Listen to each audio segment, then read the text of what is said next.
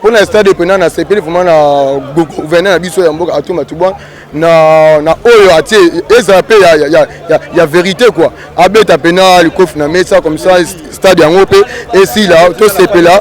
Pour l'instant, dépendant de CP, vraiment na gouverner na biso ya mboka atuma tubon na oyo atie ezape ya vérité quoi. Abeta pena le coffre na mesa comme ça stade ya ngope et si là tout CP là. Un sentiment de joie, nous sommes très contents, c'est toute la jeunesse du Congo central qui est satisfaite par rapport à ces nouvelles.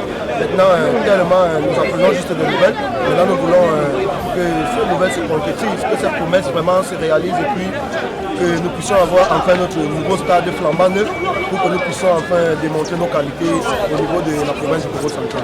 C'est un gouverneur, ballon zonga na top ne ba kongo zonga na top ballon so ba kongo za okita déjà moi mke parce que to beta terrain zelu etikala ka ala ba kongo to senga na gouvernement ba aider biso na terrain to CP ja bani misala ba aider biso mais sala yanga senga mingi to longa ko beta na dama to ki na stade là c'est recette ko tara pour avenir na biso ke liboso na sengi mingi kana ba continuer biso ba continuer na effort wana ba sala tout. Basi c'est la biso stade potolongo a to ke kuna to senga pe na ba imania ba yeme bele po sunga pe imana terrain yango na bonoze ya Lumumba ba sala yango na ba osala. Moi je dirais seulement aux gens qui s'occupent de ce terrain là de faire un peu vite parce que on ne peut pas continuer à jouer de cette façon parce que ça c'est pas un terrain de football. Qu'ils nous aident au moins à arranger ce terrain, ça sera bien pour tout le monde. Souhait zake to yoka trop mais to zo mona réaction te. Ceux qui barosala yango barobongisa yango et ezala bien parce que les autres dans le 21e siècle n'a regretté ma casse ville net ya matadi championnat beta na terrain à Bourg donc c'est regrettable. Salut monsieur. C'est un match comme tous les matchs, hein. Nous on est venu pour jouer et avoir les 3 points c'est tout. C'est une championnat provincial de la Ligue parce que ici dans le Congo central on joue les deux championnats, il y a les championnats de l'entité et un autre championnat dirigé par la Ligue, ce qui donne une place à la deuxième division de la Vodacom Ligue 2. Personne ne vient dans un match pour perdre, nous on est venus pour gagner. On va faire le tout de notre possible pour essayer de gagner. Moi je dirais seulement aux gens qui s'occupent de ce terrain-là de faire un peu vite parce qu'on ne peut pas continuer à jouer de cette façon parce que ça, c'est pas un terrain de football. Qu'ils nous aident au moins à arranger ce terrain, ça sera bien pour tout le monde. Oui, on est tous contents parce qu'il faut jouer dans un terrain qui est en bon état par rapport à ce terrain ici. Si on va arranger ce terrain-là, ça sera bien pour nous. D'être toujours là et de supporter leur équipe. Hein. Et Lima a eu des moments difficiles, mais cette année, on a essayé un peu d'arranger beaucoup de choses. Je crois que ça va aller parce que eux-mêmes, ils sont en train de vivre ce qui se passe. Ça va aller, qu'ils viennent à tout moment soutenir leur équipe. C'est moi qui vous remercie, merci. Merci coach.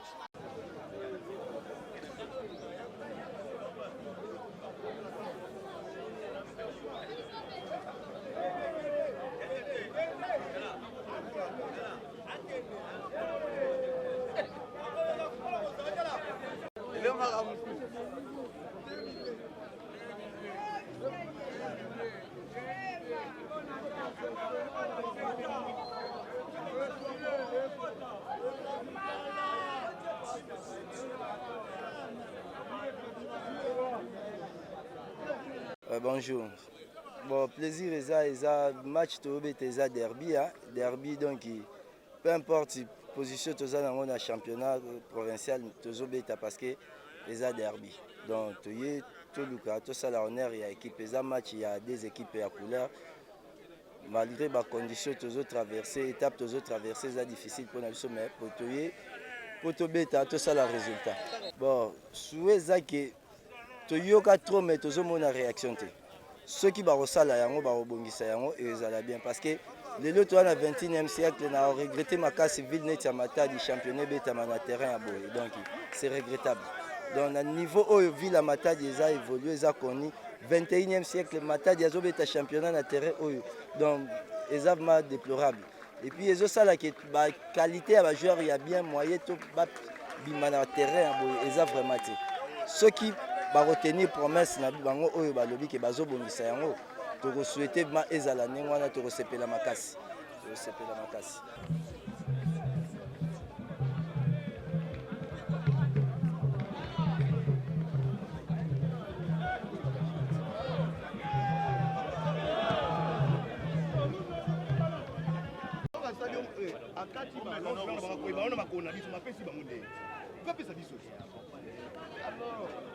Mais il peut aboutir à bien poser problème. Nanya ye, Sibu, Nanya ye. Voilà, Toké du Kolobomba.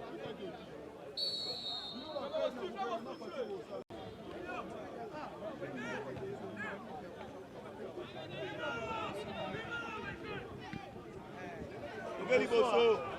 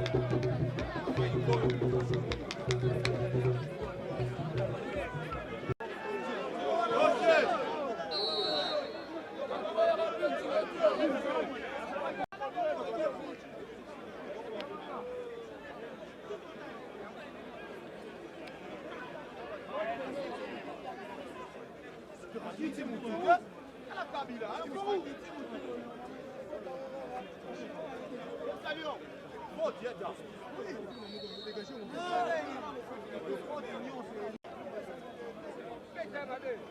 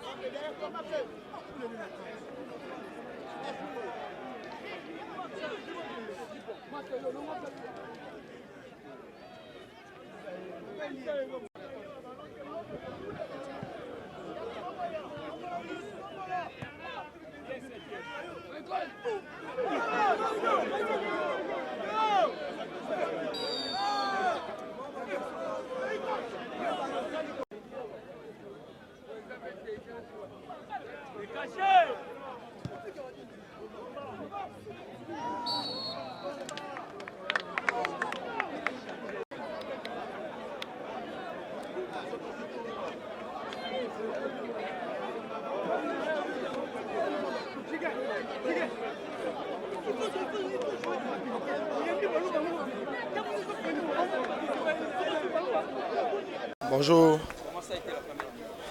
Bon, match compliqué dans l'ensemble. Nous sommes face à une équipe de DCMP très organisée. Ils sont en train d'essayer de nous compliquer la tâche. Mais sinon, quelque part, eux aussi, ils ont des failles défensives où ils sont en train de négliger.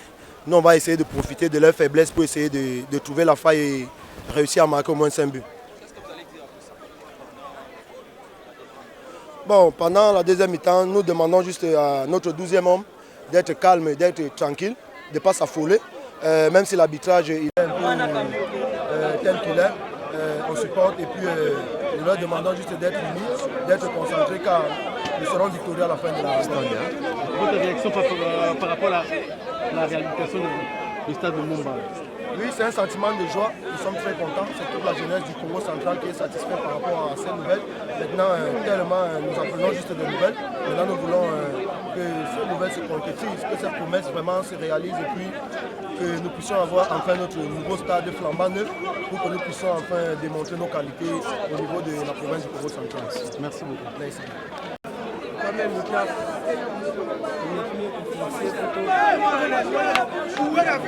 omeki kofonse oatire baadversaire na biso kasi omeka mingi kobongisa na deuxième mi-temps po toganye match esala yanga esengo mingi tolonga kobeta na dama tokende na stade lasi recette ekotaka mpo avenir na biso ekeye liboso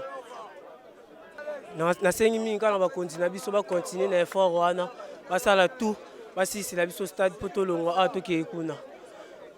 Bon, ça y est, c'est un peu de permanent comme balle à terre où il y a ma belle OGC là. Presque na professeur nyonso babeta balle déjà à pelouse. Mais biso ka totika na balle où il y a matière ya zeli. Et ça se peut pas tout ça ba déchirer pour na mambazer. Tout ça na gouverneur na biso ba mika aider biso to bito zonga. Ballon zonga na top, ne ba kongo zonga na top. Ballon so ba kongo za okita déjà moi mke parce que to beta terrain zelu etikala ka a la ba kongo. Tout ça na gouvernement ba aider biso na terrain ko CP ja bani misala ba aider biso mais tout ça pe na ba imania ba yeme bele po sunga pe imana. Terrain ngwana bonoze ya Lumumba ba sala ngwana ba osala. To senga ba imania ba ebele bo aider biso to betaka biso moko. To senga boya ba supporter ba comité boya to so sa imana o ezaka kala to tumeka otombola imana ezonga liboso loka na senga ngwana. Nga to bongisa Congo central qui est liboso ba arbitre on peut un jour ba ça peut ba arbitre international ne tout le monde ba arbitre ya ba province mususu quoi nene biso kaka ba arbitre biso toujours équipe c'est en chaleur bomi ko sala contre son deni noana ils a bien été pour le stade pendant na CPL vraiment na gouverneur na biso ya mboka atuma tubwa na oyo atie ezape ya vérité quoi abeta pena le coffre na mesa comme ça stade yango pe et si là to CPL là maka biso pena vraiment ambiance auto so mona batu o pena eza pena ya kala de tolingi pena zonga kuna place obanda kyango to mona ba ben zo kota na stade biloko zo kota na stade kasi musala zo banda te to sengi na monsieur le gouverneur azo vraiment misala ngo vraiment sérieux to kotombola ye po to zo mona ba conteneur zo kota kuna kasi zo ne loko te foto mona vraiment to moni musala salami bongo biso to kondima ngo to zo ndima na ne loko moko te bon biso ya kobakisa ebele eza nango te po ndenge gwalobi kaka ndenge wana soki ekozala keno misala ebandi tomoni réalité misala ebandi ekozala bien mpo na biso football na biso mpe ekotombwama donc ebele koloba esasu te nasaka nga na kolinga kaka homme d'affaires ya Congo central baya basoutenir équipe basalela biso stade Lumumba noki mpo championnat matadi ballon matadi mata